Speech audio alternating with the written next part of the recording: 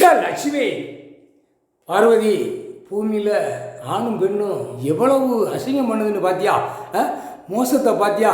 இப்போ ஈசன் கையோடு பிடிச்சி என் மனைவி நீ உட்காரு, எந்த கோயிலையும் நீ உட்காராத, அசிங்கம் பண்ணி அகம்பாதம் பண்ணதான் மானிட பிறவின்னு கண்ணீரை கண் கலங்கி உன்னை தூக்கி உள்ளே உட்கார வச்சிருக்கார். வீட்டில் உட்கார், அரங்கு வீட்டில் இருக்க நீ கைலாசத்தில், அரங்கு கோட்டையில் கைலாசத்தில், கைலாச பதில் கேள்விக்கு பதில் இருக்கிற இடத்துல அரண்மனை கோட்டையில் பிள்ளைகளோட வாழ்ந்துக்கிட்டு இருக்க.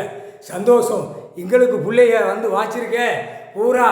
அதுவும் பேய் பேப்பர் மாதிரி பேய் மாதிரி அலையுது, தகப்பனை மாதிரி அதுவும் அலையுது. புரியா? பிள்ளை இருக்கு உனக்கு தெரியும், ஈசனுக்கு தெரியும், ஈஸ்வரனுக்கு தெரியும், நீதி அரசருக்கு தெரியும், நீதி மானுக்கு தெரியும், நீதி கடவுளுக்கு தெரியும். என் பிள்ளைகள் எல்லாமே அந்த பேய் பேப்பருக்கு தான் அதுவும் அலையுது. தான் பிள்ளையே தான் பிள்ளைய மகளை கூட மதிக்க மாட்டேங்க.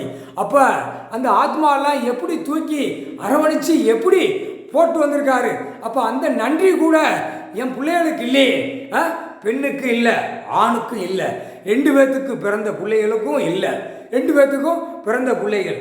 அதை செல்வத்தூர் ஆண்டாள் அம்மா கிடையாது, ஆண்டாள தாய். தாயின்னு இவர் கொடுத்தார் ஐயா. இப்போ ஆண்டாள் தான் கணக்கு கொடுத்துட்டார். ஆண்டாள் உலகமே ஆளுதுக்கு அந்த கணக்கு தப்பு இருந்தால் ஆட்டி எடுத்துருங்கிற கணக்கு கொடுத்தார்.